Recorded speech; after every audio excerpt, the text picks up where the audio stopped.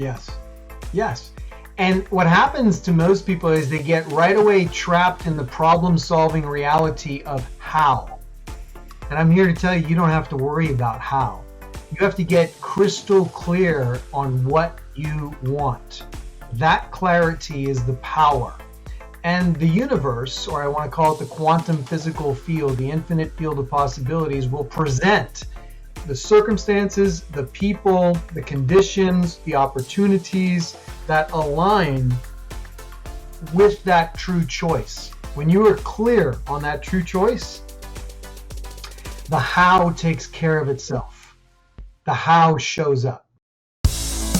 Heroes are an inspiring group of people. Every one of them, from the larger-than-life comic book heroes you see on the big silver screen, to everyday heroes that let us live the privileged lives we do. Every hero has a story to tell. From the doctor saving lives at your local hospital, to the war veteran down the street who risked his life for our freedom, to the police officers and the firefighters who risked their safety to ensure ours. Every hero is special and every story worth telling. But there is one class of heroes that I think is often ignored. The entrepreneur, the creator, the producer. The ones who look at the problems in this world and think to themselves, you know what, I can fix that. I can help people. I can make a difference. Then they go out and do exactly that by creating a new product or introducing a new service. Some go on to change the world. Others make a world of difference to their customers. Welcome to The Hero Show.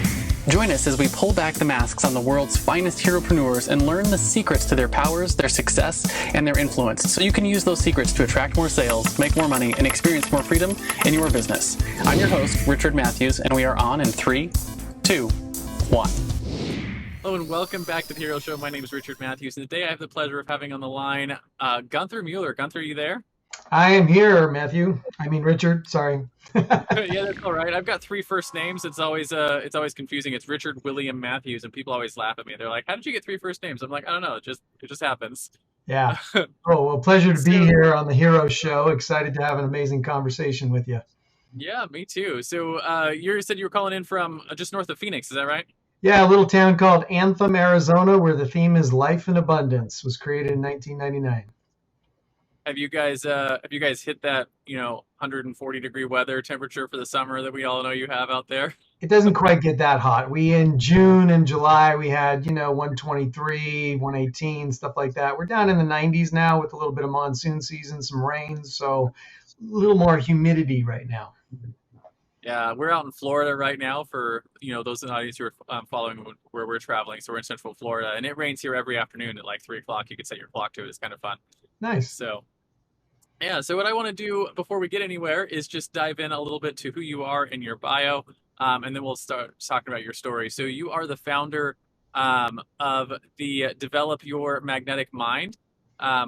So the Dream Life Masters, is that right? Yeah, so I created Dream Life Masters, which is comprehensive coaching. There's a guy named Chris Duncan who actually developed the Magnetic Mind Method. He's out of the Gold Coast in Australia. So I'm one of the few certified coaches in the world teaching his method. Awesome. So what I want to start the show off with is to find out what it is you're known for, right? What is it that you do, and who do you do it for? So in my life, I've reinvented myself several times as an entrepreneur. So I started off in the food distribution business. I've been in solar. I've been in coffee. I've created America's Freshest Coffee. And you had many gyrations. Most recently, I was in the medical space for about 10 years, working with hundreds of physicians, working in the healthy aging industry, optimizing health. And that's been an exciting field. And that led into, mindset and growth in our mindset is really most important. Everything, whether you're an entrepreneur or you're a private citizen, mindset is everything, and how we manifest the reality that we're having. So all of my entrepreneurial experience, all of my business acumen, I'm in the venture capital space right now also. So there's a lot of things that I do that give me a very cool viewpoint in helping people understand how to get what they want, how to get the results that they want in their life sooner than later. So most of what you do now is helping other entrepreneurs achieve their goals through, I would assume, is it like one-on-one coaching or group coaching? I do group. I do some one-on-one in the venture capital space, of course, looking at companies that need to get to the next level. So reviewing business plans, understanding how to take things to the next level based on 30 years of experience doing it for myself. Yeah, absolutely. So, what I want to start get into first then is your origin story, right? How did you get like? I want to hear the story of how you went through all these different businesses to get where you are now. So what we talk about on this show is, every good comic book hero has an origin story, and it's a thing that made them into the hero they are today. Were you born a hero, or were you bit by a radioactive spider that made you get into serial entrepreneurship? Or did you start in a job and move into the entrepreneurship later in life? But basically, where did you come from? So I grew up in New York City, left there at about 18 years old. I was a real fanatic about skiing. So I moved to Colorado to get close to the bigger mountains, went to the University of Colorado. For that first part of my life, I followed the rules. I did what my parents said, get good grades. You got to do these things to make it in life. But there was always this nagging voice in the backside of my head that was saying, look, there's got to be a better way. There's got to be an easier way to do this. So getting a job became very unacceptable to me. And having to create my own path in life, creating my own income, being responsible for my own thing is the path that I took very early on. So in the beginning of my entrepreneurial journey, I learned how to sell meat and seafood door to door. And I did that for 10 years. And the guy that trained me on how to do that, he said, look, if you can do this, there's nothing in life that you can't do. Because let me tell you, I've taken more no's in my life. I've had more doors slammed in my face. I've had more times people tell me no than tell me yes. And at this point in my life, I've sold hundreds of millions of dollars worth of products. Okay. And I've started several great companies, launched them, sold them. It's been an amazing ride, amazing journey, but it started with the ability to learn how to sell. Yeah. So where was the first place that you learned how to sell? What was that first like experience? It was in Colorado. I had been in the seafood industry up in Alaska for many summers. I learned a lot about seafood, its distribution, freshness of it, and this is the days before Costco or Sam's Club or something like that.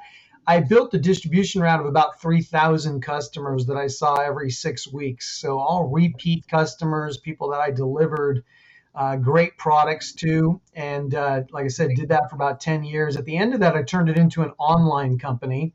So back in 1997, 1998, when people were just getting email addresses or getting comfortable with putting their credit card Yeah, information online, I turned it into an online company and was competing with companies like Omaha Steaks and Balducci's and Feltzer Brothers, big mail order companies. Those were the first companies that easily kind of slid into the internet paradigm because they were big mail order companies and they knew how to ship and they knew how to deliver stuff to people's homes. yeah. And so that was your first distribution stuff. And then you said you moved from there into coffee and then the medical space. Yeah, I first moved into restaurants. I had this bright idea as an entrepreneur that instead of me going to see my customers, I'd rather my customers come and see me. And so, having been from New York, I was a New York pizza aficionado.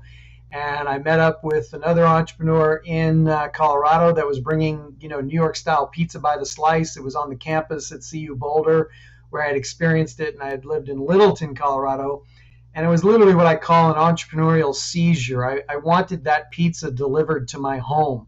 So I opened a store and I just did it. And I didn't really think through it very well, but Nice. that was the beginning of a 14-year episode owning multiple restaurant locations and really following the principles of being a business owner, not working in the business or being a business operator, but really learning how to be a business owner.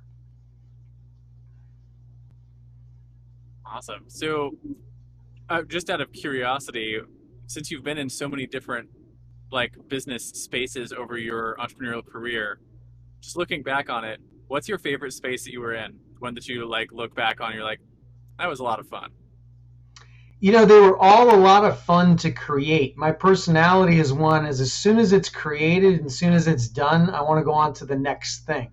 So I'm not a good manager. I'm not a good one to stay after it's like built and it's up and running and it's humming along. And my personality gets very like tweaky and I'm like, all right, on to the next thing. And it's kind of why I like the venture capital space because I get to look at a lot of projects. I get to look at a lot of great ideas and determine what deserves kind of funding and what doesn't, what's going to make it, what's not going to make it. So I love that creation process, which is why I'm here to share what I'm sharing now, because to me, it's about creating. It's about creation. I believe we're all super conscious creators. We just don't know how to do it. And when you learn how to do it, it really changes the whole fun in life. Yeah. Yeah, and I feel like that's a really good segue into perhaps your superpower, right? And we say every iconic hero has a superpower, whether that's their fancy flying suit made by genius intellect, or super strength, or the ability to call down thunder from the sky. In the real world, we have what I call a zone of genius, right? And that's either a skill or a set of skills that you were born with or you developed over your career that really help energize everything else in your life. And the way I frame it for people is that if you look at all the skills that you've developed over your career, there's probably a common thread that ties them all together, right? And that common thread is where your superpower lies. So with that framing, what do you think your superpower is in business? Well, I know that my superpower in business is to take the complex and make it really simple for the layperson to understand. So in my 10 years of working in the medical space, I was able to take the very complex nature of hormone optimization, nutritional optimization, and working with medical professionals and their clients or patients. I was able to take really complex things like thyroid optimization, testosterone, estrogen, vitamin D3, B12, and all these things, and really talk to a patient and help them understand what optimization was all about and why they needed to do it as soon as possible. So getting lab work done was really the impulse, and then interpreting that lab work through a different set of eyes or through a different lens. So my superpower has been to take the complex. What I'm doing now is taking the complex of the quantum physical reality and bringing it down into 5 practical action steps that anyone can take to create the life they love. So that's really my superpower. Take the complex and make it really simple and possible for you to take action now. Yeah, I really like that. I call that skill or that superpower the ability to put the cookies on the lower shelf. There you go. Yeah. Yeah.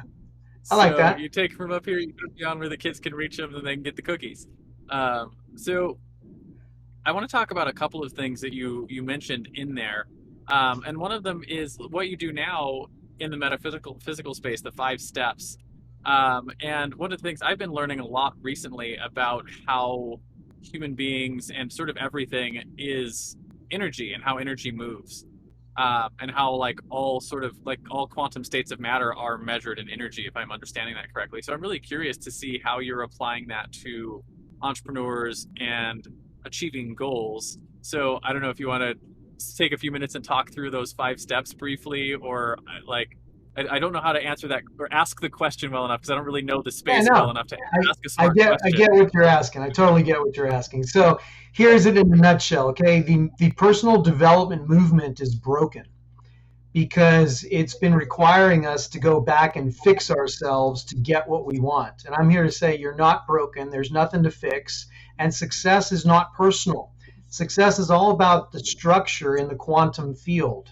It's all about understanding the 5 steps, which is true choice, creating a structural tension, getting into the emotion, the end result.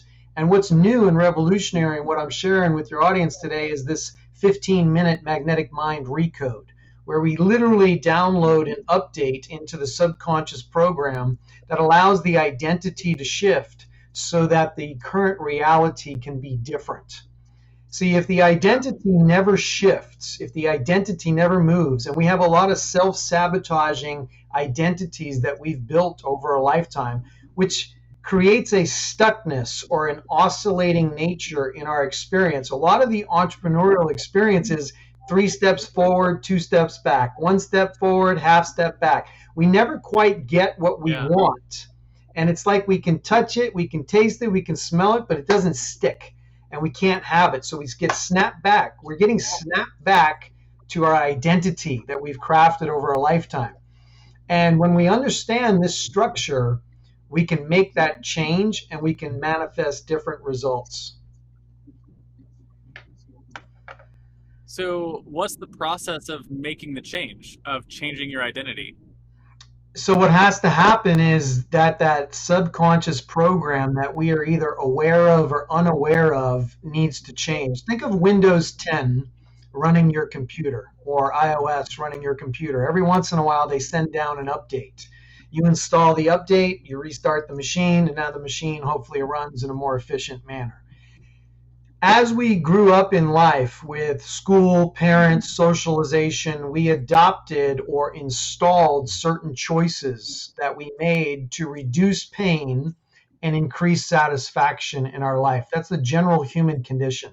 We want to reduce pain and increase satisfaction or pleasure, right? So we do that in three big buckets. We do it in the area of money, we do it in the area of love, and we do it in the area of health. Those are really the three big buckets. And there might be a fourth bucket that's like miscellaneous where some things don't fit. But generally, the human condition is one in which we want more, money and freedom and abundance. We want more love and intimacy and better relationships. And we want more vibrant health. And when we look at the conditions that we have and where our problems, quote unquote, lie, it's in one of those areas. And so we've been taught throughout our life to solve problems. This goes to like our goal setting. We've been taught SMART goals where we put a goal down, we choose the 5 steps to solve the problem, and we put a date next to them, and we sign the bottom, and we make a commitment to achieving that goal. And what happens? The date goes by and we still don't have what we want. So we become kind of depressed, and we may even get to the point that goal setting is a waste of time or it doesn't work and it's not for me.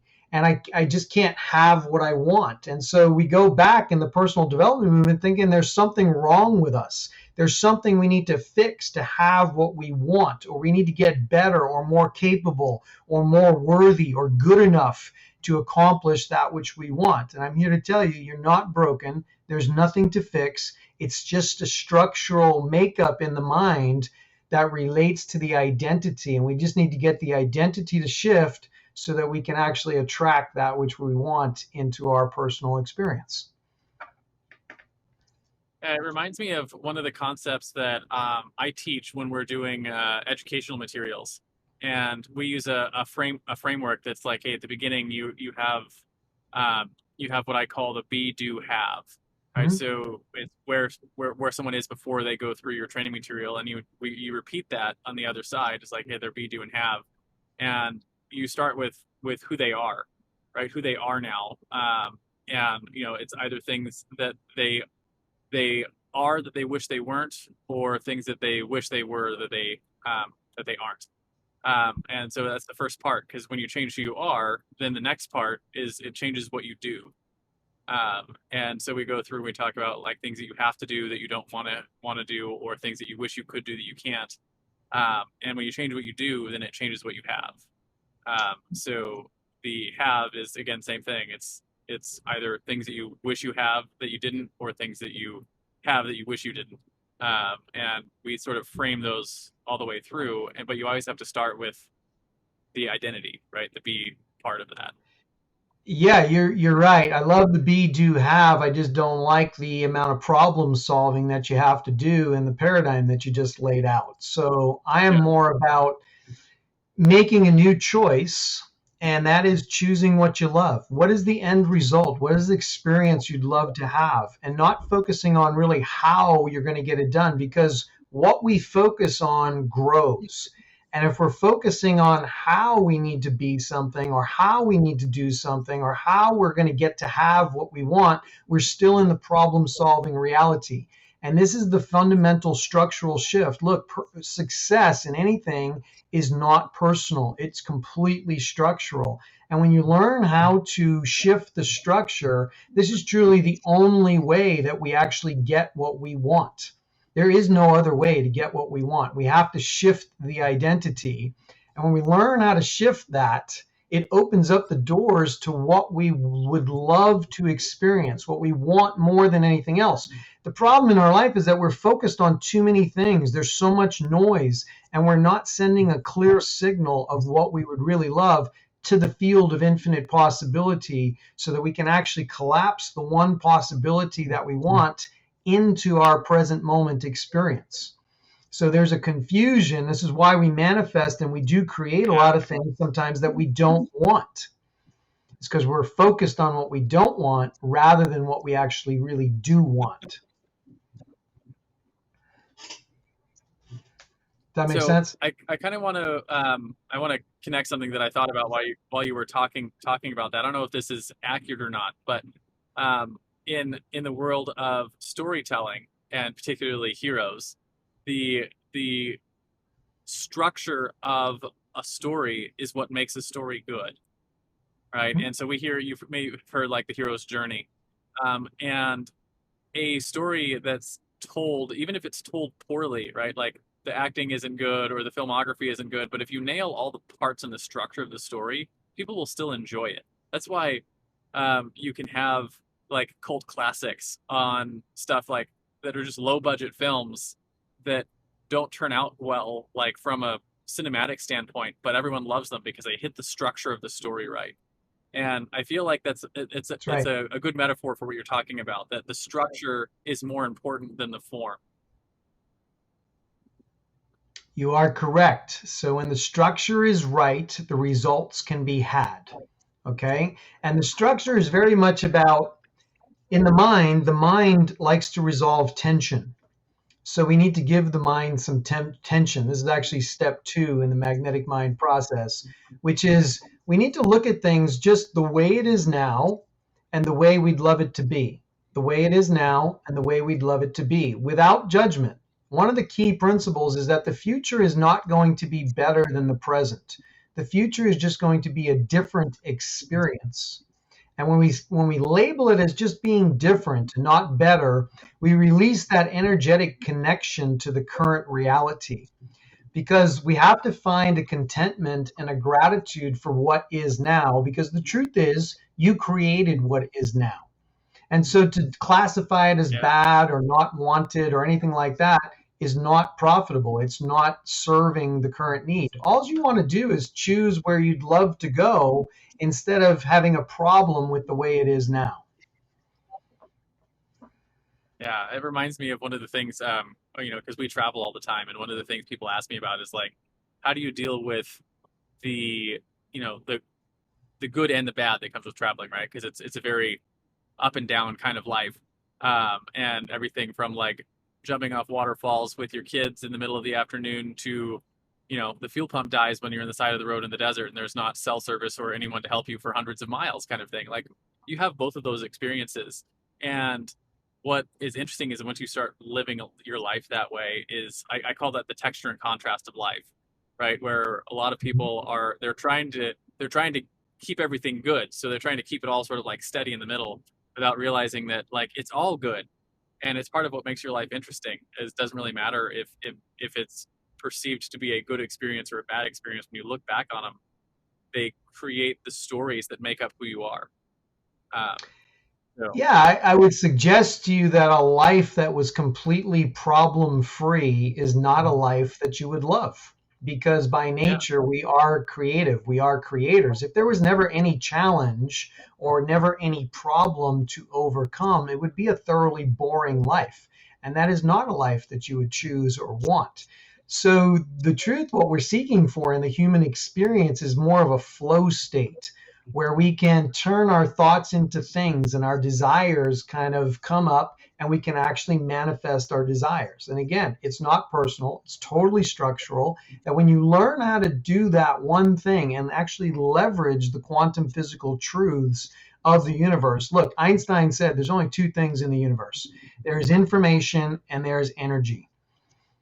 Be careful what you wish for. Be careful what you focus on, because that's what's coming at you, right? So we just need to create the discipline or the mindset or the understanding of the structure as to how to focus on more consistently than not that which we want. So this applies in entrepreneurship. What kind of a business do we want? Do we begin with the end in mind? Because many entrepreneurs have created companies and created businesses that they wind up hating.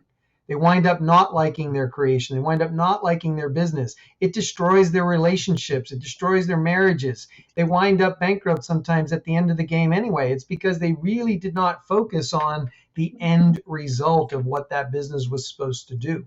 or what it was supposed to feel like when it was done, or how it was supposed to support them at the end when it was created. That's a brilliant point, and it's my turn of phrase for that is you have to be careful of the monster that you're building. That's right. And and it's one of the reasons why in my life, because like when I got really good clarity on that when I had my son, which he's going to be 12 now, so it's been a while. But he when my wife told me we were pregnant with him, I remember telling her, I was like, I'm going to be home every day for lunch with him.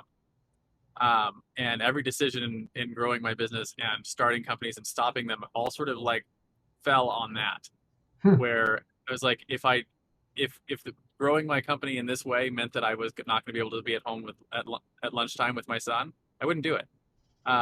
And it's led all the way to the point now I run a couple of companies and we travel full time, and I average like 4 to 6 hours a day, 4 days a week working on 2 different companies, and that kind of stuff, because it's all just sort of come to that one rule and knowing this is what I want my businesses to do for me. I want them to allow me to choose to be at home at lunch with my kids if I want to be.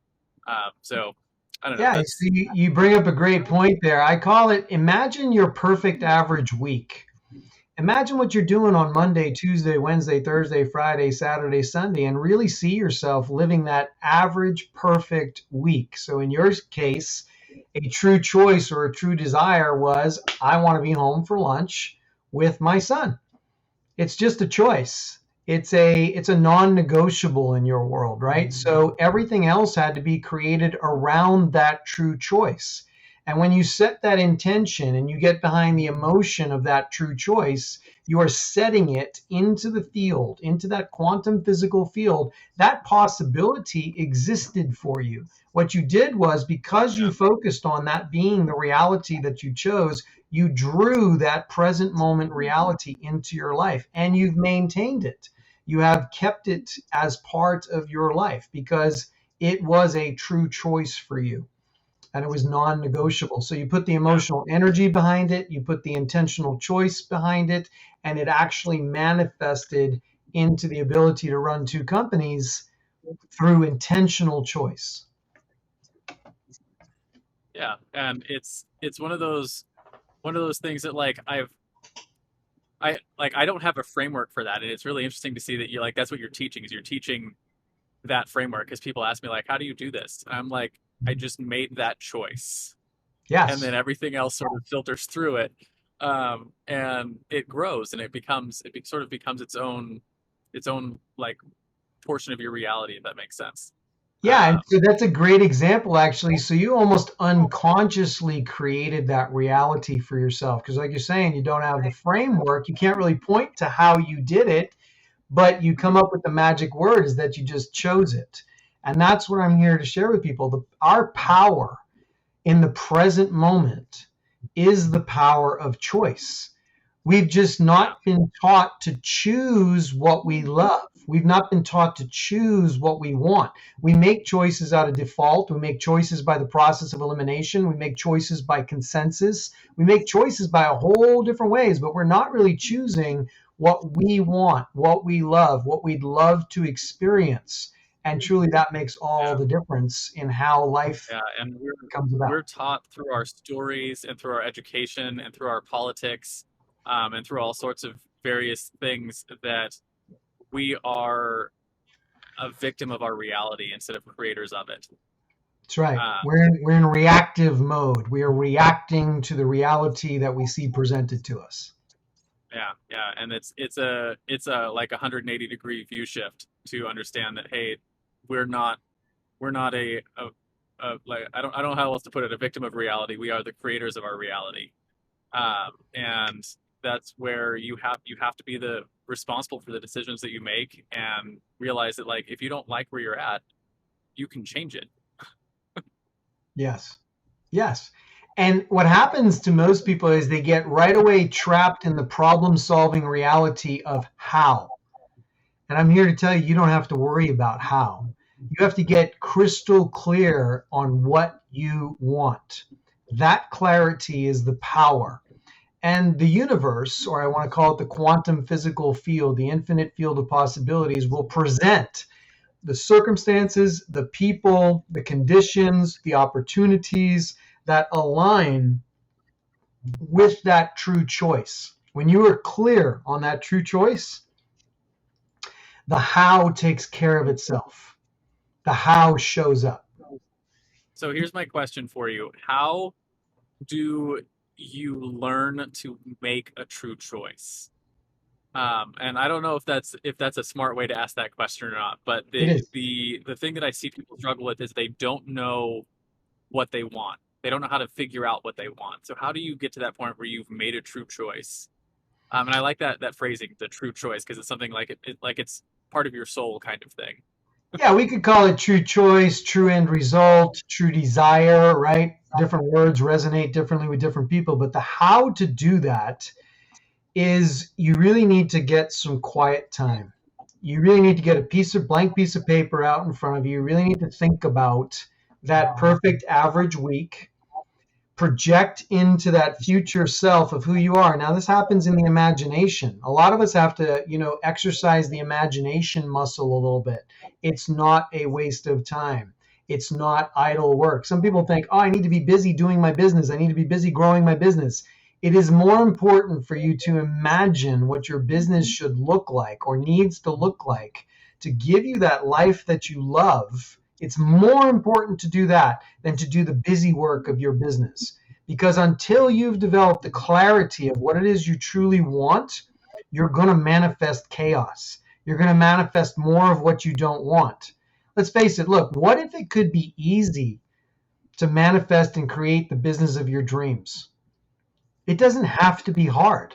We've just been told that it has to be hard, that you have to work your guts out as an entrepreneur, that you have to make sacrifices as an entrepreneur. You have to do all these things potentially that you don't want to do to get what you want. It's not true. Yeah, I can tell you that's not true. Because my business lets me do everything I want. But so a couple of things just on that. I like the perfect week thing. One of the things I did a number of years ago was, I don't remember who encouraged me to do this, but they're like, sit down and like write a story of your perfect day, right? Like all the way from waking up till nighttime. And I wrote that out. It's like 3 or 4 pages long, and it's like my perfect day. Kind of thing. And what's interesting is over my life, as my life has changed and I've had children and we've had different successes in business, my idea of what my perfect day is has changed and shifted. So I think one of the key points is understanding that like what you really want is allowed to change and grow as Absolutely. you do. And I think the second part that's really important to note about that is that's such a valuable experience to go through, right? To actually figure out what you want your life to look like, right? So currently, and when you get good at it, when you start doing it regularly, at least that portion of it, 'cause something I do all the time, is you I start think I to lost talk you. about your life, not just to yourself, but to your partner, to your kids, to your close friends, to your business people that are your mentors, and essentially like, hey, this is the life that I'm looking to build right now. This is where I'm going. Right. So for instance, in my life, we travel full time. We're in an RV. Our next step is we want to buy a 50-foot sail yacht and sail port to port around the world. And there's a lot of things that have to happen in order for that to work out for us, right? A 50-foot sail yacht costs about $1 million.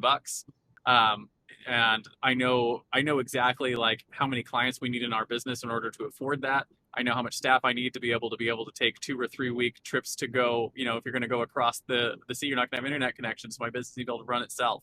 Right. So there's a lot of things that go into like, what does my ideal day look like? It's, in the future, it's on the back of a yacht with my kids, fishing, whatever it is we're doing. I don't know exactly what it all looks like at this point, but I know that's what my next goal is. Mhm. And I talk about it to everyone, right? So all my kids know what it's like. They know what the day is going to be like. We do everything from we'll take a day sail trip when we're in, next to the ocean, and just hire a captain and be like, hey, can you teach us how to sail for the day? Like teach my son and my daughter how to run the boat.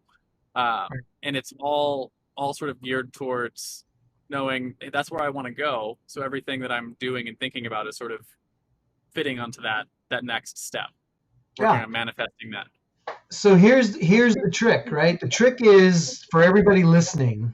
that you can have those dreams, you can have those ideas, you can set those visions, set those goals. And what typically happens, and you're going to feel this in your body, there's a resistance to having it. There's a resistance that comes up, okay? And it could be the egoic mind that says, look, you can't accomplish that. If that's a big stretch goal, or that's something that's just way out there, it's going to take years, or it's going to take this many employees, or it's going to take this kind of dynamic. And man, that's really huge. That's a big stretch. And a lot of people will opt to just continue to play small, or just accept that mental self-talk that comes up. And that is the identity speaking. Because the truth here is, even though it may be possible, the question that your egoic mind is asking is it possible for you? And the truth is, the egoic mind likes the status quo. It does not like change. And it does everything to keep you safe, to keep you in the status quo, to keep you okay, like surviving this thing we call life. And that's what the conscious mind does. And it's running under the subconscious program where things have been installed into that program of basically what you have permission to do, what you're allowed to do, what's possible for you. And so the real trick here is this structural identity that needs to be changed, that needs to shift what's actually possible for you. What are you allowed to do? What do you have permission to do? And if we think about our extended family, friends, all the influences that are surrounding us in our life, it could be the news, it could be just media in general, it could be social media, it could be everything that's impacting that identity and defining what is possible for you. And this is why the structure is so important. And it's the only way to manifest what you want. You obviously have done a good job in your life of manifesting your desire, right? Of becoming clear on what it is you want. And then taking the obvious action steps. Obvious action is step 5 in the magnetic mind method, where you actually have to be in momentum. You have to be moving in that direction. You have to make obvious action steps that are in alignment with that true choice. You're not just going to sit on the couch and manifest a Ferrari in your garage just by thinking positive mental thoughts or saying a million affirmations in your mind. You actually have to take some obvious action in the direction of that thing you say you want. And one of the most powerful parts of that obvious action stuff is they don't even have to be big. That's right. Right. Like, it's just like little things. And so like I used to think as a young entrepreneur a lot of years ago that the more I worked, the more I would get accomplished. And I found that the reverse actually to be true. That's right. But what's interesting is that now I have one, maybe two things on any given day that I'm like, I want to move this forward. And I don't even have like every day of the week. It's just like 2 or 3 days of my week. And I'm like, I'm going to move something forward on my business. And sometimes it's as little as I'm going to write the headline for the next blog post. Right. Right. I'll get to writing the introduction on my next day that I work on this. And you realize that it's just a little bit of progress stacked over time, is exponential growth. That's right. And so it's obvious. It allows you. Yeah, it's obvious action. Like, take it in the health space, right? Somebody that wants to be more healthy and more vibrant, an obvious action might be to drink more water, to hydrate a little bit more, to eat, less fast food, to figure out how to move your body a little bit more. Tiny, tiny little steps, but they're in obvious alignment with the end result that you desire, that you want, right? If you never take any action in that direction, and again, it doesn't mean joining a gym, let's say, and working out 5 hours a day, 5 days a week, you're not going to be able to keep that pace up. I don't care if you got willpower, motivation, whatever it is, it's not going to last. So your point is excellent in that, look, an obvious action does not have to be a big action. It just has to be aligned with the true end result, with the true choice. It's moving in that direction. Knowing how much a 50-foot yacht costs, and let's say what kind of features and bells and whistles you want on the yacht, and visualizing your son and you fishing off the back deck of that yacht. These are the seeds that get planted into the field of infinite possibilities. and you're focusing on that one possibility, and over time you're drawing it into your personal experience, into your Yeah. present And moment experience. I I think the second part of that is giving yourself enough time to Yeah. make a little progress every day. Because one of the mistakes I see a lot of, particularly entrepreneurs, make is we shift gears way too soon, Mhm. before we've gotten, the thing that we said we wanted to drive for. Uh, and either, like you mentioned earlier, maybe it's that ego popping in and saying you can't do it, and you actually started believing it or something. But one of my early mentors, he said, we vastly overestimate what we can accomplish in a year and vastly underestimate what we can accomplish in 10. Yeah, would that be Right? one Tony Robbins? I think Tony Robbins is known for saying that.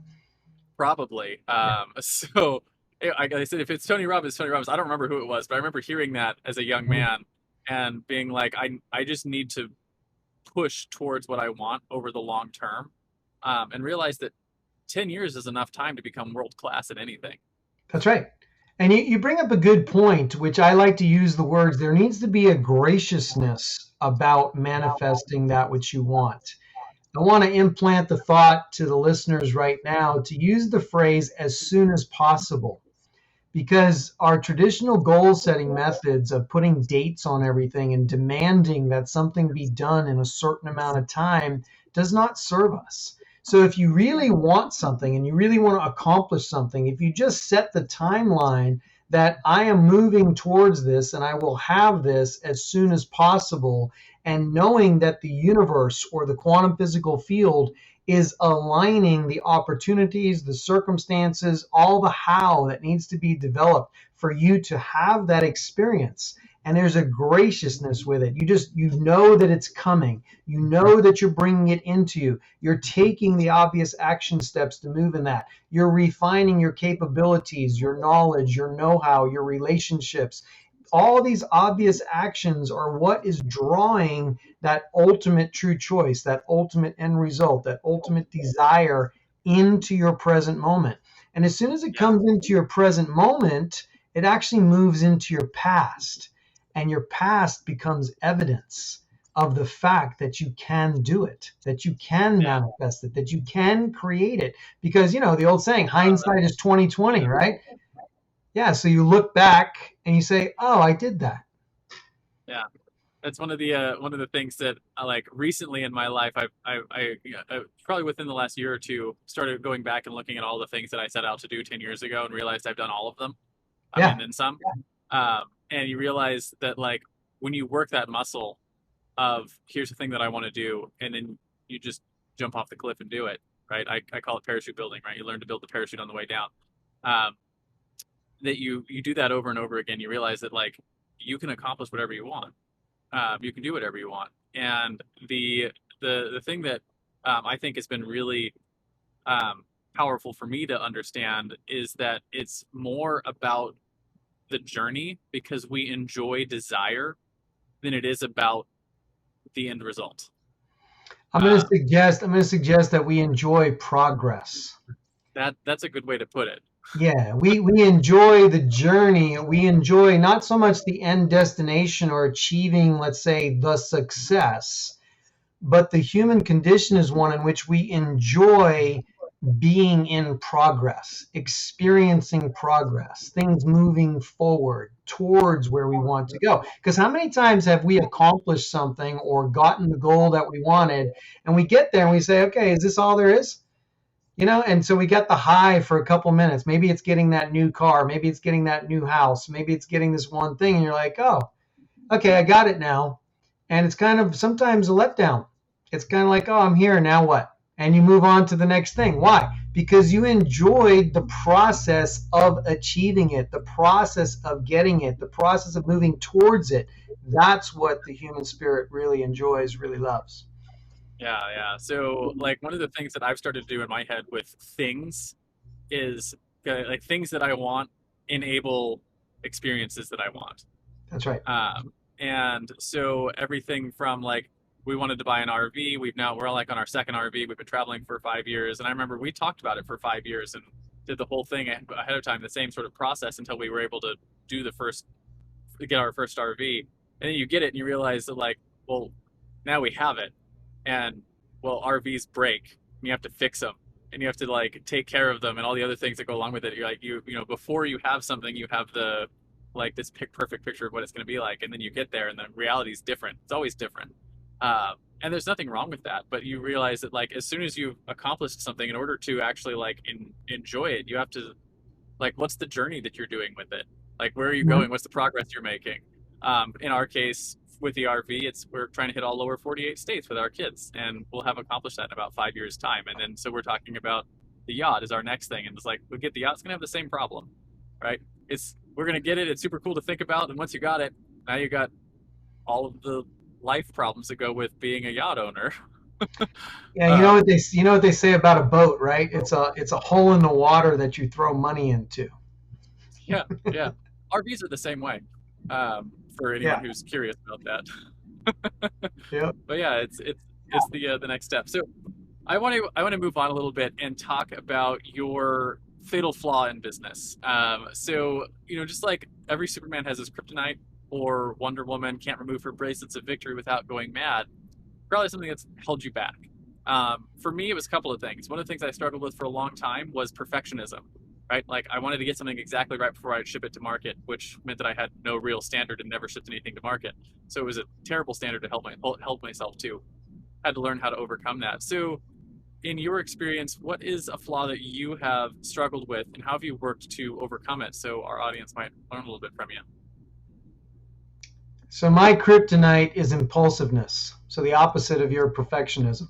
All right. So have tended to move too fast. I think a lot of ideas are great ideas. And when I see an idea as an entrepreneur, I'm like, oh, let's go do that. Let's jump on it. Let's do it. And my kryptonite and my flaw has been in not contemplating the outcome enough, but not really visualizing that end result.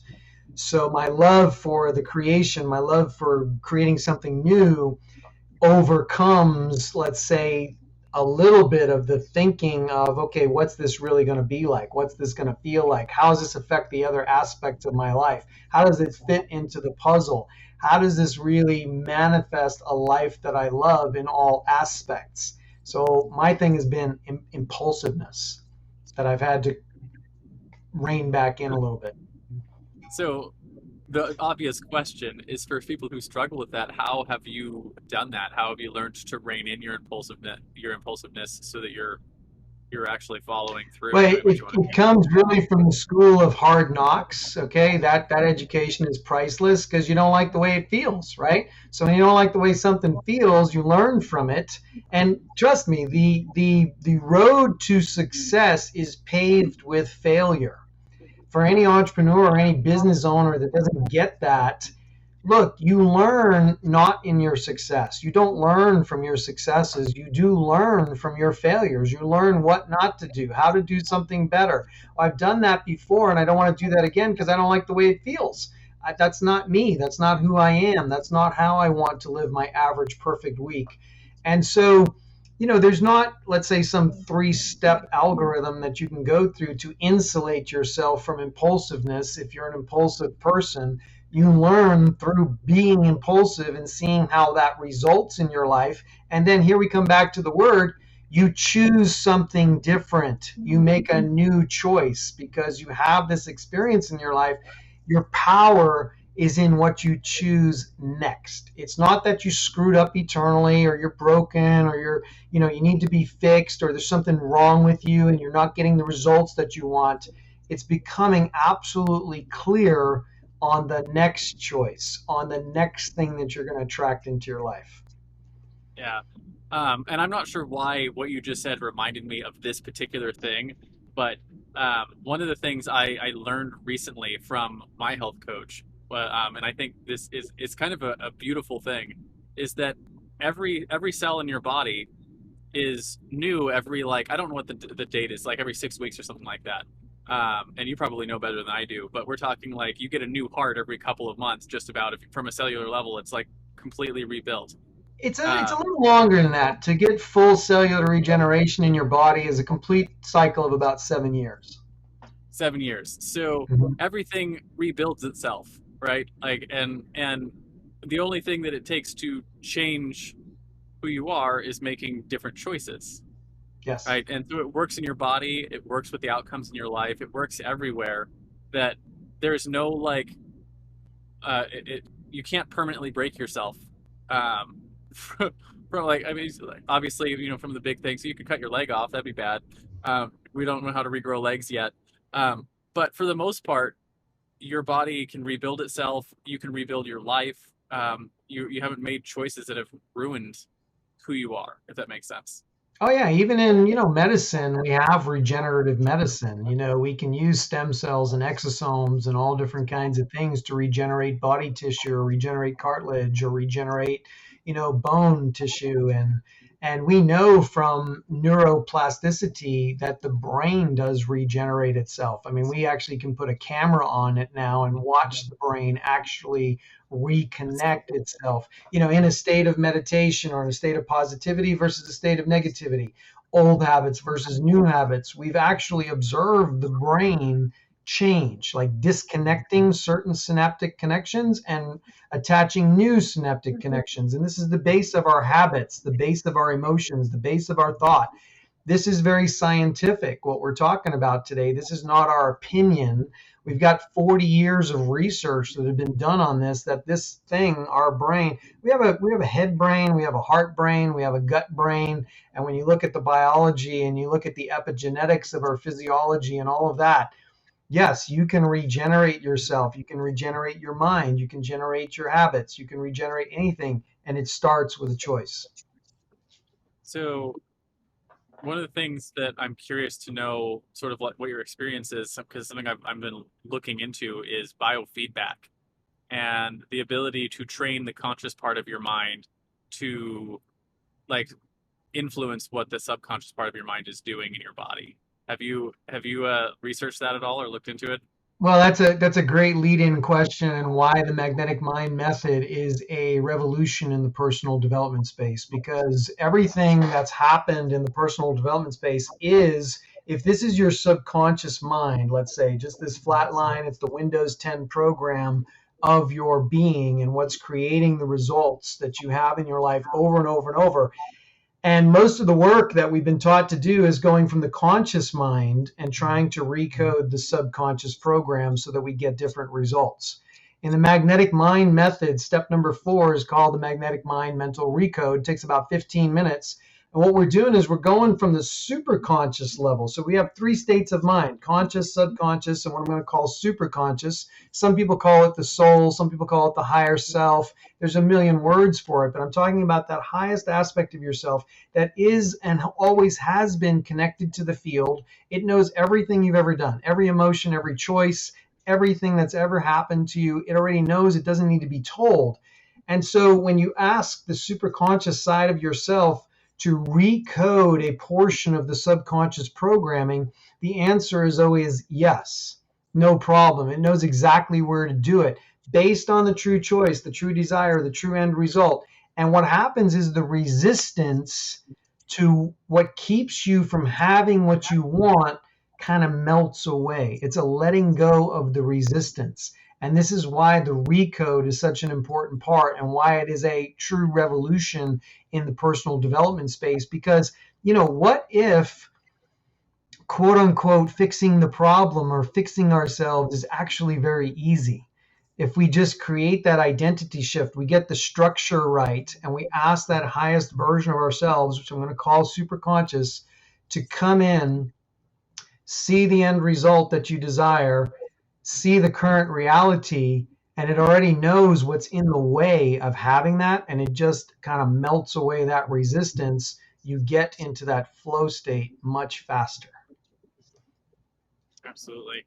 And uh, I like a lot of the metaphors used there. It reminds me of in the Christian worldview, we talk about the spirit, the soul, and the body. Yes. So the spirit being the connection essentially to God or to the higher power. Yeah, The soul to the being that which divine, animates the body, yeah, and to then the the rest divine, of to the the soul. infinite, to all that is, right? To that Yeah, huge field. yeah, to the universe. Anyways, it's that super conscious word that you're using is something that I feel like not a lot of people really understand, that we are actually those three parts, right? There, everything is, it all sort of fits into I don't know what other words to use other than like a triunity. Yep. But we have, like we call things like this here is your suprasternal arch or notch, and then your substernal notch, because super just means above and sub is Yes. below.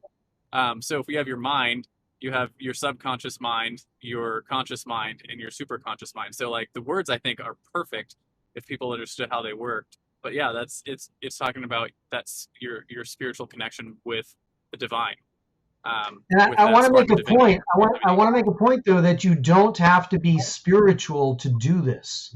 It is Yeah, just a quantum physical reality. All right. The science now has shown us through massive experimentation that we do have this superconscious aspect of ourselves. We just don't know it. We don't remember it. We don't spend any time exercising it or connecting with it. So even though the religious faiths of the world encourage us to be one in the spirit or to connect with this spirit side of ourselves, life is so busy. We live in a microwave generation now. We want instantaneous results. And look, most of us are not willing to do anything different to get a different result. I'm here to tell you, you actually need to do something. You need to change the structure. You need to change the identity. You need to change that relationship with this super conscious side of who you are to manifest different results. And I think all of the yeah, gurus of all of the faiths around the world have all been teaching the same thing. yeah. I have come to that conclusion recently.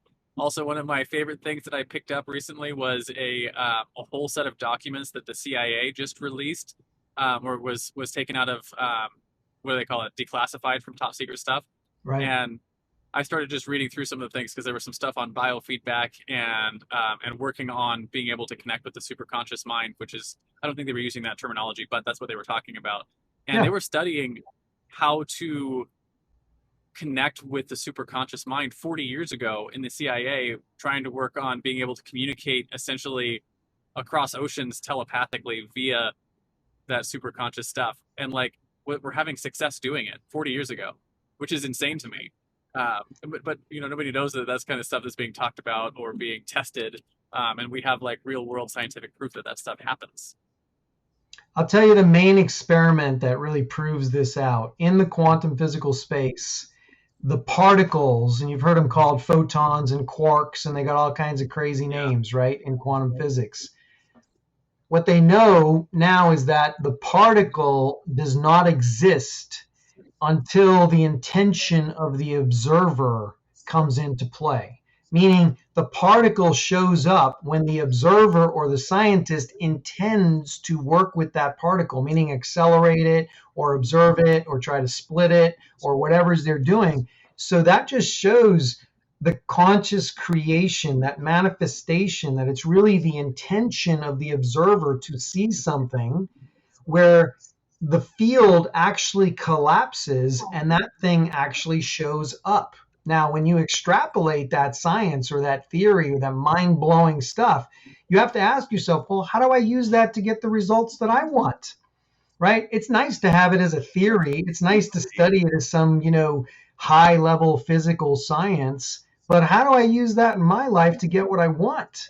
And that's what this method is all about. It's the practical application of these science. Like you said, the CIA has been working with this stuff for 40, 50 years. And that's what I'm telling you. This is not my opinion. This is based on scientific evidence and experimentation and fact that you do have this connection to this superconscious self. And what we need to do is learn how to leverage that, how to connect with that, how to change the structure.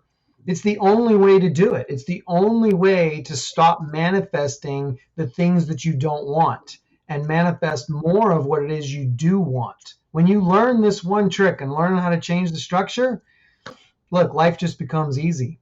It becomes Yeah. turning thoughts into things. It becomes a flow state. It becomes just, loving and creating a life that you love. Yeah. And it just, when you were talking about the science experiment, the thing that popped into my head was we have this phrase all the time in personal development that perception is reality. And like it's not just a turn of phrase. Like that's actually how life works. um, Picture life as a holographic movie. Imagine that you've been in the movies before. Imagine you step into the screen. Imagine that you're the director, you're the producer, you're the screenwriter, you're the script writer, you're everything. You handed everybody their parts. You are creating it as you go. That is information and energy manifesting together and creating a holographic image, which is this three-dimensional experience that we experience. And so it's through this power of choice, connecting to the superconscious, recoding any stuff that's going on in our subconscious that no longer serves us, which allows the identity to shift, because the identity needs to be 100% congruent with the reality. And in order to have a different reality, the identity needs to shift so that it can manifest a new current reality. So it's really simple, and it's really doable for anybody that wants to do it, wants to learn how to do it. so I think that is a good segue into my next question for you, which is about your driving force, your mission, right? So, just like Batman fights to save New York, or Spider-Man fights to save, Spider-Man fights to save New York, Batman fights to save Gotham, or Google fights to index and categorize all the world's information. What is it that you fight for with your business? Well, through my business, my passion is to impact at least 10 million people. It's been that for a decade, and I've already impacted tens of thousands of people. And 10 million feels like a big number. Maybe one day it'll expand to 100 million or something like that. But right now, 10 million feels possible, let's say in the second half of my life, to really, and what do I want to impact? I want to impact and inspire people to take action to change their destiny, to finally take charge of manifesting their destiny, whether it be in optimal health that I've been doing for a decade, in teaching people how to naturally alleviate the symptoms that plague their physiology. That's been a very rewarding experience. Literally tens of thousands of people lead better lives, and the ripple effect into their families and all that is just very satisfying to me. That so I'm not really the hero. I'm more of the catalyst. I'm more of the mentor.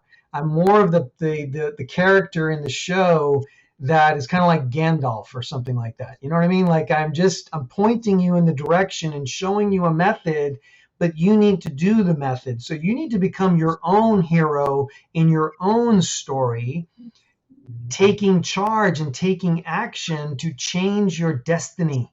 If you're not happy with where you are now, if you're not happy with the results that you're creating in your life, I'm telling you that you have the power to change it, but you need to take some action to learn how to do it. And I'm sorry, they don't teach it in school. They don't teach it in college. There's no course you can really take to learn how to become a super conscious creator to manifest the life that you love.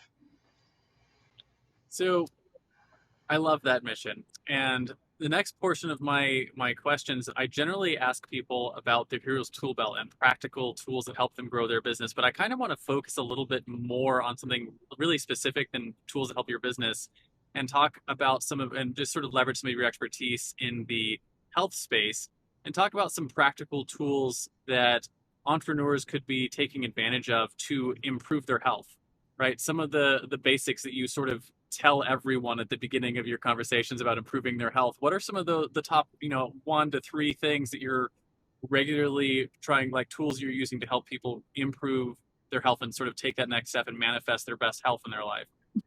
Yeah, great question. So I've worked with hundreds of medical professionals over the last 10 years, going into their practices and having real quantum, or I want to say paradigm shifting conversations, because in the allopathic medical model that we find us in, it's basically described as, look, there's a pill for every ill.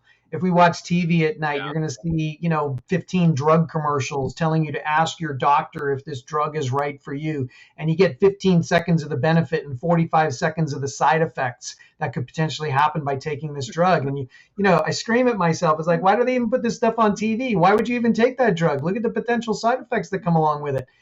It's not worth it. It's like death is always on the list too. Yeah, there's death and all kinds of scary things. Like, why would you take that?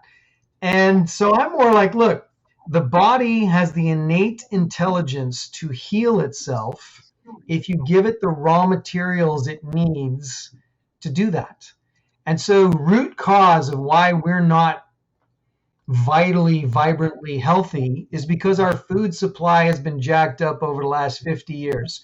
So there are deficiencies in our food supply. I'll give you an example. There was 98% more iron in a head of spinach back in 1933 than there is today. There was 60% more vitamin C in an apple than there is today back then. So even though we're eating, let's say, organically, or we try to eat at Whole Foods, or we try to eat natural foods, the actual nutritional content that's in those foods is deficient, even if you're trying to do a good job. So unless you give the body, through supplementation, through real nutrition, the raw materials that it needs, eventually it's going to express itself with symptoms. Because the body is a hugely compensatory device. It borrows from Peter to pay Paul. It robs calcium from over here and magnesium from over there, essential ingredients, right?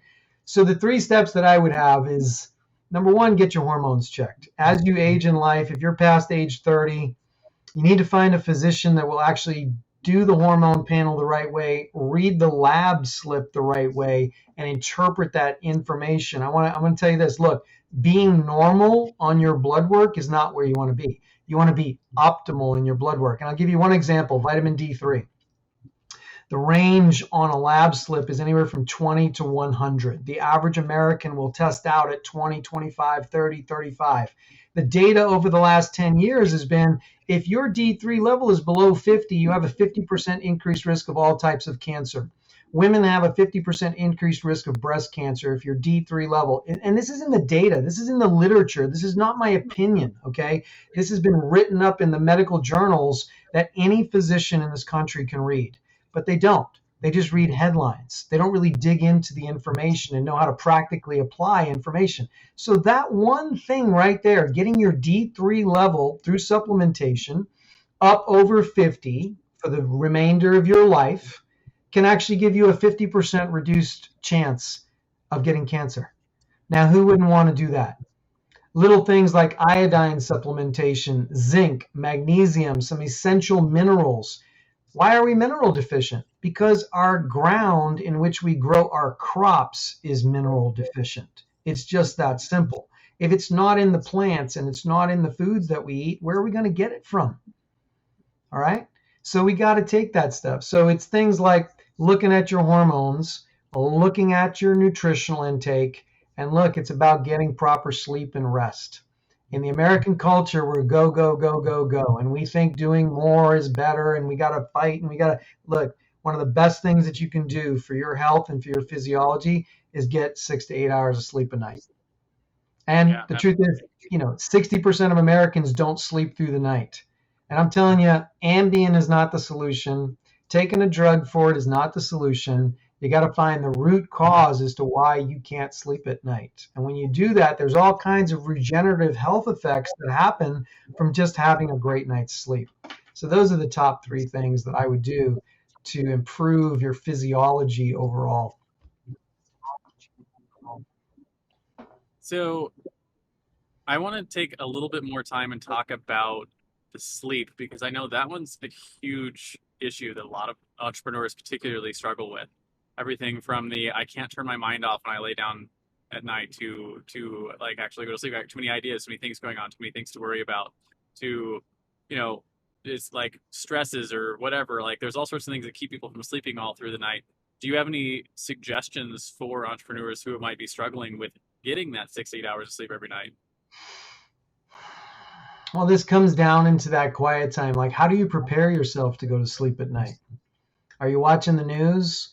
Are you absorbing a bunch of digital information? That light that's coming off these digital devices is stimulating your mind to stay awake. The stressing over what happens tomorrow. Look, there's a simple process in, look, today has enough trouble of its own, and tomorrow will be there. And every ounce of worry that you spend today is not going to really change the destiny of tomorrow. Tomorrow has its own trouble, and you can deal with that tomorrow. So it's a conscious choice again. If you've done your best today, and you know you've done your best to do what you can do, then you should be able to put your head on your pillow at the end of the night and say, look, I did my best, and take a rest. It's just that simple. You have to get to this practice of letting it go. And people say, oh, I can't turn my mind out. Melatonin is a nice supplement. Many people have tried that, may not get the result. It's also related to the dose. Look, the difference between medicine and poison is the dose. All right. If you're in a hospital, if you're in the emergency room and you've been in a bad car accident, tell me how much morphine you want. All of it. You want as much as it's going to take to remove the pain. Some people need less, some people need more. So melatonin is that same way. So even though the recommendation on the bottle is to only take so much and you say, oh, it doesn't work, maybe it's not enough for you. Everybody has a threshold in their body where their receptor sites pick up enough of a substance to have the result, to have the consequence, right? We make melatonin naturally in our body, but because stress and adrenal fatigue, and we just keep going and going and going. I meet people all the time that haven't had a vacation in 5 years. Whatever reason that is, can't rest the machine for a second. You have to take care of your body. And some people don't value it until it breaks. And so valuing your body before it breaks is one of the best investments you can make. I know you want to invest in a 401k and you want to invest in the stock market, you want to invest here, and you want to invest in your house, and you want to invest in a nicer car, and you totally do not invest in your own physiology. My recommendation, my opinion, is you're making a big mistake, because most people spend most of their money in the last 5 years of their life, and it's due to health issues. All right. So having a preventive mindset, really learning what you can do to optimize your health and vitality, and choosing it and allowing this infinite field of possibilities to show up and give you the circumstances and the opportunities, the understanding, the knowledge of how to optimize your health is one of the greatest gifts you can give yourself as an entrepreneur. Because if you're not mentally strong and you got brain fog going on and you can't think clearly and you're trying to be creative and you're trying to invent something new, you can't do it if your body's not cooperating. So the best thing, Abraham Lincoln said, look, if I had 10 days, or I forget how much time he said, to chop down a tree, I'd spend the first 6 days sharpening my saw or sharpening my axe. Okay? It's sharpening the axe. It's really getting your tools ready, getting you ready in your mind, your body, your being, so that you go into the entrepreneurial world, you go into your business, that you are in a whole different place. And arming yourself with these tools, understanding how to become super conscious, understanding how to be healthy and vital, understanding how to do these things so that you are in an optimal place to take on whatever challenges, whatever problems, whatever, and maintain that creator stance. Look, one of my favorite choices is I choose to be the predominant creative force in my life. I just choose it. I didn't say I'm the only creative force in my life. I said I choose to be the predominant creative force in my life. And then what do I need to be that? I need to be it before I see it in the world. And it starts in the imagination. It starts with contemplating being that predominant creative force in your life and choosing it. And look, many times people need a coach in the beginning to help them accomplish that, to help them see what they don't see, to give them the insights that they need. Look, anybody that's ever accomplished anything great in life has had a coach. Oprah Winfrey, Tiger Woods, LeBron James, Michael Jordan, anybody that you've seen that's accomplished great things, they've had somebody speaking into their life and helping them get it done. Yeah. Which, by the way, I think is proof of the whole super conscious connectedness, because we can't really succeed without the help of others. Yeah, nobody is self-made. Nobody has achieved any great level of success on their own. Okay, nobody's figured it out on their own. They've all had help. They've all had guidance. They've all had somebody speaking into their life, showing them a better path, showing them a better way to go. And now, a quick word from our show's sponsor. Hey there, fellow podcaster. Having a weekly audio and video show on all the major online networks that builds your brand, creates fame, and drives sales for your business doesn't have to be hard. I know it feels that way because you've tried managing your show internally and realize how resource intensive it can be. You felt the pain of pouring 8 to 10 hours of work into just getting 1 hour of content published and promoted all over the place. You see the drain on your resources, but you do it anyways because you know how powerful it is. Heck, you've probably even tried some of those automated solutions and ended up with stuff that makes your brand look cheesy and cheap. That's not helping grow your business. Don't give up though.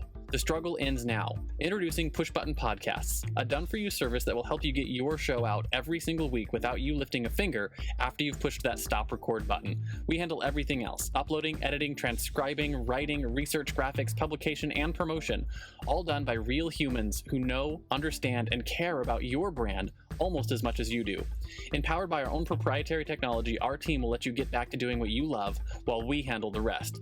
Check us out at pushbuttonpodcast.com/hero for 10% off the lifetime of your service with us, and see the power of having an audio and video podcast growing and driving micro celebrity status and business in your niche without you having to lift more than a finger to push that stop record button. Again, that's pushbuttonpodcast.com/hero. See you there.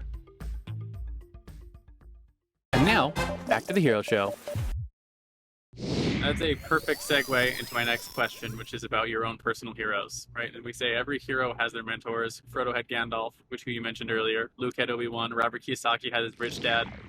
Spider-Man even had his Uncle Ben. And I want to know, who were some of your heroes? Were they speakers, authors, peers who are a couple of years ahead of you, coaches? And how important were they to what you've accomplished in your life? Yeah, you know, some of my heroes and people that I listened to a lot back in the 90s when I was building my seafood distribution business and all that, I spent a lot of time in the car, and the car became my university. Remember cassette tapes? I had hundreds of cassette tapes. And so one of the most powerful speakers was people like Les Brown. You know, Les Brown just had that message of, look, if you're going to fall down, fall on your back, because if you can look up, you can get up, you know, and be hungry. And go for what you want. Do not let fear slow you down and your capabilities. Just go out there and do it. You may skin your knee. You may fall down. You may make a mistake. It doesn't matter. Do it anyway. And guys like Zig Ziglar, these are some of the older ones. And of course, the Tony Robbinses and all the, you know, powerful motivational speakers. I've listened to them all and taken a little bit from every one of them to install in my thing. And the other role model that I had in my life was my dad. He was an electrical contractor in New York. And he's the one that really gave me that entrepreneurial spirit. He was self-employed. He did his own thing. He created his own schedule. He always was responsible for his own paycheck. He took great care of our family. And I just saw that as a role model in my life, that I wanted to emulate that. Absolutely. So I think I want to get to the last and probably the most important question that I ask to any of my guests is your guiding principles. All right. So one of the things that makes heroes heroic is that they live by a code, right? For instance, Batman never kills his enemies. He only ever puts them in Arkham Asylum. So as we wrap up the interview, I'm going to talk about the top one, maybe two principles that you live your life by. So the top principle is integrity. I think it is the most important character trait that we need in this world is integrity. And integrity means keeping your commitments and doing what you said you were going to do, even when no one is watching. And it's missing in our government. It's missing all around. It's the reason we have corruption. So in our businesses, in our personal lives, really in every aspect of who we are, to me, the top character trait or the top value is integrity. Yeah, absolutely. I'm going to take just a second and brag on my son a little bit, because I had a bit of a moment with him last night. Talking about that exact thing. So yesterday afternoon, I had to have a discussion with my daughter about integrity and succumbing to peer pressure. And she's only 7, and so I don't really have a lot of expectations for how she's going to handle peer pressure, because she doesn't have a lot of experience with it yet. So she made some wrong choices, and I told her, I was like, I'm not upset with you, but in the future, when you run into this situation, here's how you should handle it, right? So sort of setting what her expectations should be. And my son heard that conversation I was having with her and came up to me later. I was like, I feel like I understand what you were telling her now more than I did before. And he proceeds to tell me, like, the other day he was out with his friends on our scooters, and I had given him, like, here's where you can go, right? Which is a pretty wide berth for him. at his age that I'd given him that he could go those places, and he was off somewhere with his friends, and his friend was like, "Hey, let's go this way," which was outside of the bounds. Yes. And he told his friend who was older than him and he looks up to and all those things, that no, I'm not going to do that, because like that's not outside of the bounds my dad gave me. And he could have gotten away with it, right? If he, like, no one would have known. He wouldn't have gotten in trouble. No one would have found out about it. There was nothing going on. He just didn't do it. He's like, I'm gonna go back and hang out, over here, by himself without his group of friends. Right. And then he didn't tell anyone either, because he realized there was no gain for him, right? Like, it would have just been a negative for his friends, and it would have been a positive gain for him, and he didn't do it. So he just kept quiet about it, and moved on. And I had a bit of a moment with him. I was really, really proud of him, because that one thing, that integrity thing, that's one of those things that'll take him further than anything else in his life. To me, is to be the same person when everyone's watching than when they're not. Yeah, to me, it is the essential ingredient of character.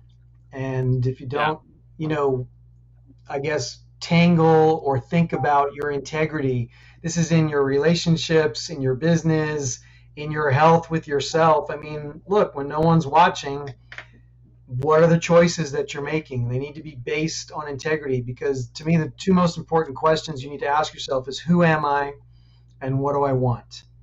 And if integrity is not underlining those two questions, you're going to manifest and you're going to create some chaos that you don't necessarily want. It will eventually come back and get you. All right. And I don't want to, speak bad things or anything like that, but integrity is essential. And probably the second thing after that, I would call accountability. There's integrity and there's accountability. So in business, it's about, delivering on your promise and not shortchanging your client, and over delivering, what you promised, and creating quality products that actually produce, let's say, transformational results.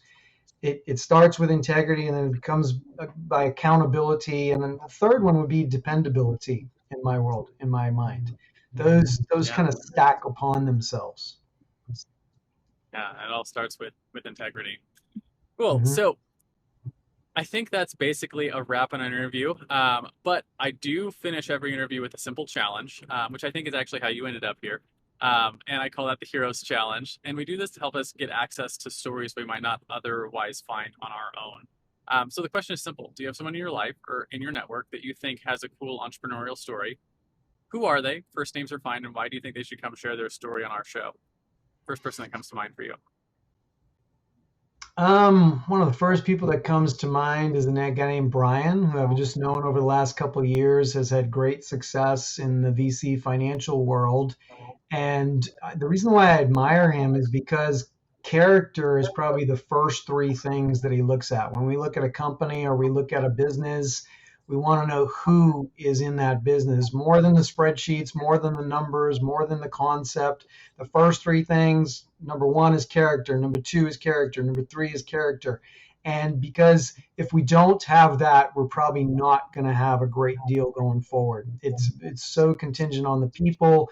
And again, this integrity thing.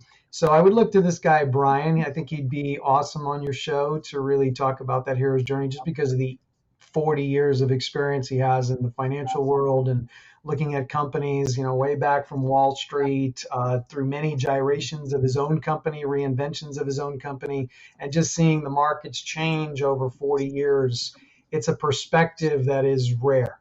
And to really, hear from someone like that is kind of a very cool thing. Awesome. Well, we'll reach out afterwards and see if maybe we can get an introduction, get him to come on the show.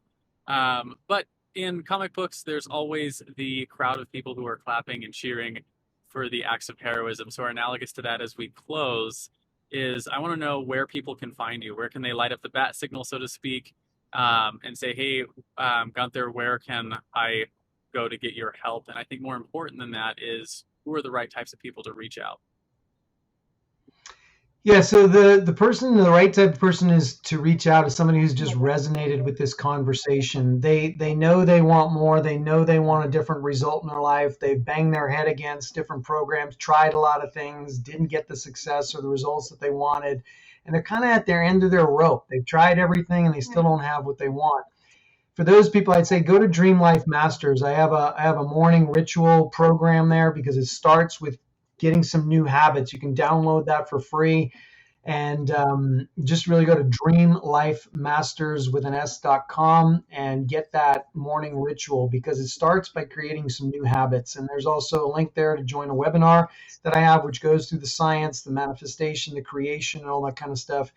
And then for people that would love to try a recode session, I have another place they can go to. It's called Quest for the Quan, QuestForTheQuan, questforthequan.com. You can spend some time with me at a very reduced discount, because I only do this for podcast listeners, because a podcast listener has already listened to our conversation, and I don't need to spend a lot of time going through all the groundwork. Yeah. So I'm going to make them a great deal in being able to have the experience of the 5 steps, do a magnetic mind recode, have them feel the shift of their identity and how that really feels in a practical sense.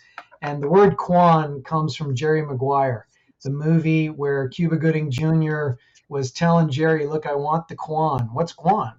That Quan was the life he loved. It was everything. It was respect. It was family. It was relationships. It was money. It was sports. It was the whole picture of life. What he called it, the Quan. And I've always resonated with that word. So that's why I call it the Quest for the Quan. Just questforthequan.com. Yeah, I pulled it up here. And so thank you so much for coming on and sharing your story with us today and going through as much as you did and as detailed as you did with some of those things. It was a fascinating conversation. Really appreciate it. If you are listening to this and you resonated with this conversation, definitely reach out, dreamlifemasters.com or Quest for the Quan. And he's got his one-on-one session up there with a massively discounted rate, looks like. So anyways, I do appreciate that. Is there any final words of wisdom you have for my audience before I hit this stop record button? Hey, the word of wisdom is, look, you are super conscious already. You're creating your reality, and you just need to know the structure to create more of what you want in life. And creating the life that you love is possible. You just need someone to show you a couple of tricks and get the structure straight. That's what I have to share. Thank you for being here today. All right, my pleasure. Thank you so much.